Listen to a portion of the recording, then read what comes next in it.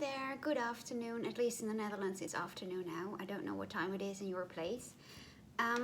I would like to give you an update. I haven't been here for a few days because it was so confusing and happening so much that I just didn't know how to sort out my thoughts, and I thought I better do it a little later. But to give you an update, the past few days were a struggle, and I had to figure out how I'm going to make some kind of a food plan and a daily schedule, and how to keep myself on really committing to that. But it did work. I made a schedule, I have a food plan now, and the clinic did help me with that. I have still have a meeting every week, and it was helpful, so I was happy with it, even though it's confusing that they offer help and they decline it, and I don't know what to think about that. And I try not to judge and just take the help I can and leave the rest. So now I'm getting up in the morning at a specific time. I'm having breakfast and the rest of my meals at certain times. I'm planning things better. I have a food plan which I'm building up. It's still very hard. I'm not there yet at the amount I need to be. And I try to just, I look at the food plan every day, and every meal I try to have the whole meal that is standing on that food plan. And today it did work, so I took everything. Yesterday not all, so I'm still struggling with it, because sometimes, for example, I need to have a double breakfast now instead of one. And even though the second part of it isn't big at all, it is something I really don't like to have. And maybe I will share with you later in another video. So that was hard, but I now try to do it out of surrender. Really enjoy the first part because I really love that. And the second part is just like, I need to do this to regain strength and to get stronger and to feed my body and my muscles, etc. So I try to support myself by doing so, and I'm praying while I'm eating and doing the serenity prayer. And for the people who don't know that prayer, just let me know, because then I will make a short video with the serenity prayer, because I love it, and I think everybody should know it. It's just so good. But the update, there is a struggle I have right now, and I would like to share it with you, and maybe you can give me your opinion or what you think about it. I had a conversation with my GP and with the coordinator of the hospice, and it was quite shocking to me, because I was allowed to be here for 6 weeks with an indication, and with that indication I am allowed here to also work on recovery and find out whether I'm able to stay alive. Now the hospice told me they are declining that, and they can't cover it it can't be covered by the insurance when they do that. So that would mean that staying 1 day in this hospice would cost 600 euros a day, and that is impossible. So they had to make another so another thing for me to stay is just the only thing I can stay here is really the hospice care. So that means I need to die within 3 months. And she said, well, your GP has told me that you are actually not having that much time anymore. You can die any moment, and we can see that, etc., etc. So that is for me a really hard thing, because I don't have anywhere else to go.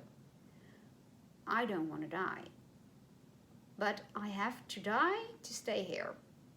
Can you see how messed up this is? And otherwise, it's not affordable to be here, because nobody can afford 600 euros a day. That's just not possible. Right now, 100 euros a day is already far too much. But now, what now?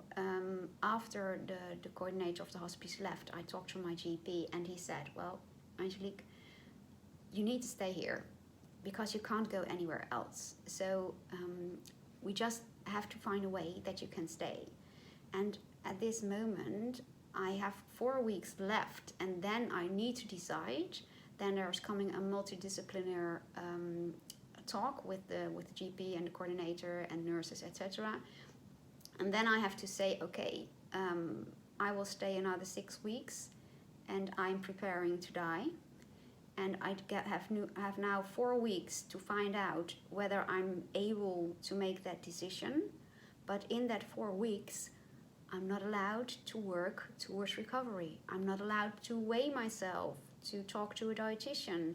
I'm not allowed to do blood work. I'm not allowed to take medicines. I'm not allowed to have a food plan. I'm not allowed to do anything of that, because I'm not allowed to do anything that will postpone my life. But that is exactly what I want to do. So how on earth am I going to do this? That means I need to decide for myself, with my higher power, what I want, and everything in myself tells me you need to give it a try. I'm not prepared to die yet. My body is very weak, it's very weak, but I also notice I'm getting a little more stability. I'm getting much more peaceful. I even sleep a little now at night, and before I couldn't sleep all night long. I'm more positive. I can feel that the more that I'm eating more food, and that the food is doing me well. I can think more clearly. When I came here, my mind was just one big mess. I really couldn't think. I was stuttering all the time. I just was such a mess. And right now, I'm talking to you, and yes, I'm very tired, but my mind is quite clear. And I can also see my body is reacting. It has difficulties with the food and the digestion, but it's not that I'm nauseous all day long or having diarrhea or something. So it's actually going okay. So I think my body is also telling me I'm struggling. Yes, I can have a heart attack any single moment. Yes, I know. Yes, I have a BMI of 9. Yes, it's theoretically impossible to live. Yes, but I'm still alive. I'm not dead right now. And every day I'm alive, there's a chance that tomorrow will come as well. So I think I'm just going to go on, and I will stick to my food plan and just can't ask for help with that. And I will order my Nutri-Meals, but I can't order them here, and I will just have to order them at my mom's place, and she can bring them over here. And I will just keep trusting on my higher power and the universe that this is how it's meant to be. It's a struggle, but I really can't let money decide whether I'm going to die or not. I mean, how messed up can the world be? When there's no insurance, they let people die. It's just not right. And everybody can tell me how bureaucratic works in the world, but this is not how it's supposed to be with my higher power, with my how I think and my mindset, and how I am supposed to be in this world. I'm supposed to live like every other human being is supposed to live. And sickness and death do happen, but I can't choose for that, and I won't choose for that. I will choose life, whatever happens. And when they send me home or away in a few weeks, then I'll see. Maybe a miracle happens. Maybe there's just a millionaire and who's watching this video and says, I want to help you. Well, please do so. If you know a billionaire out there, just contact him for me, would you? Very welcome. Okay, but now I'm making a joke out of it. This is a matter of life and death, and I will just go on and ask you guys for help and do whatever I can and leave the rest up to my higher power. That was my quick update. I have a question for you. What do you want to hear from me when I'm making videos? Because I have so many ideas about things I want to share my experience, and of course I can show you another thing I eat. So if you want to do that, please notice in the comments. But I also have a few other ideas, and I want you to tell me what you want to see. One was a room tour. I can show you the facilities for people who are disabled and just how it looks here, and maybe a tour through the hospice because it's very nice here. Maybe you think that's totally boring, but just let me know. Another theme I thought about was self-care. Is how to start connecting to your body in a positive way. Even if you don't like your body the way it is, like I really don't like it the way it is, even if you have something else. I mean, nobody can be 100% positive about his body. Somebody thinks, I'm too fat, I'm too thin, I have too big ears, I have this, I have that, my breasts are too small or too big, I'm not masculine enough, I don't have enough muscles.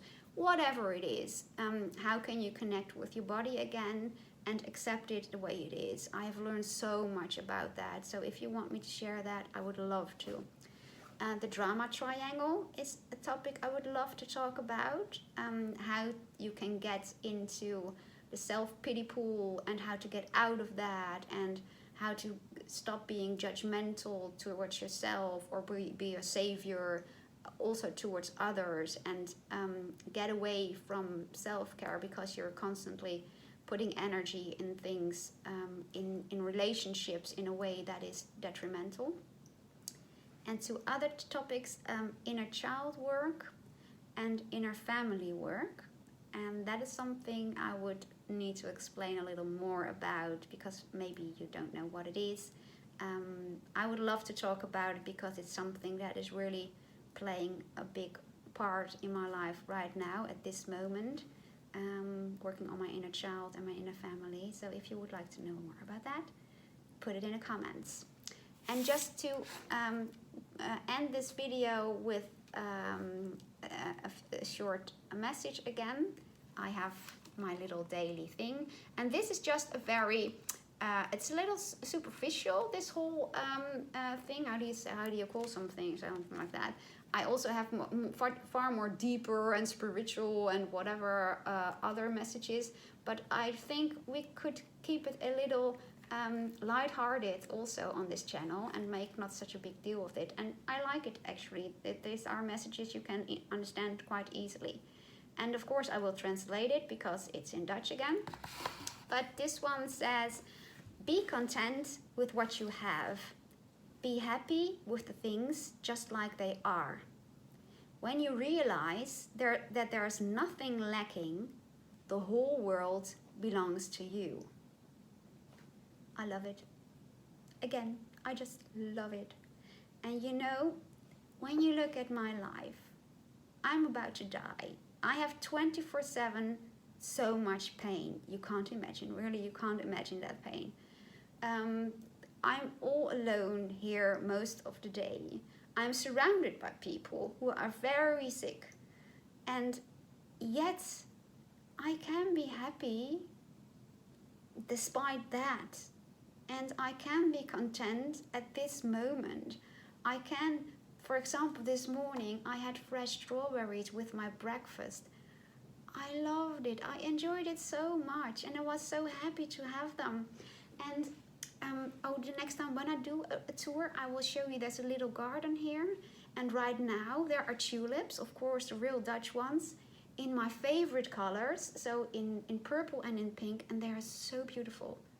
And this morning I woke up, they were just opened and I thought, oh my goodness, that color, that flowers, they are so beautiful. And there's nothing lacking. I mean, I can't walk. I was crying my eyes out yesterday that I'm not able to walk anymore. And 4 weeks ago, I was still able to walk. And this is one of my biggest motivations. I want to eat and I want to get stronger because I really want to walk again. And I'm in a wheelchair. But you know something? Nothing is lacking because, okay, I can't walk, but I have a wheelchair. So I'm not disabled and have to sit on one place all the time long and being dependent. I have a wheelchair and, you know, I can roll around in my whole room. I even can go myself out there to the living room and not be dependent all the time. So I'm focusing on that. Okay, I can't walk, but I don't have a leg. I have a wheelchair temporarily, trusting it won't be for long.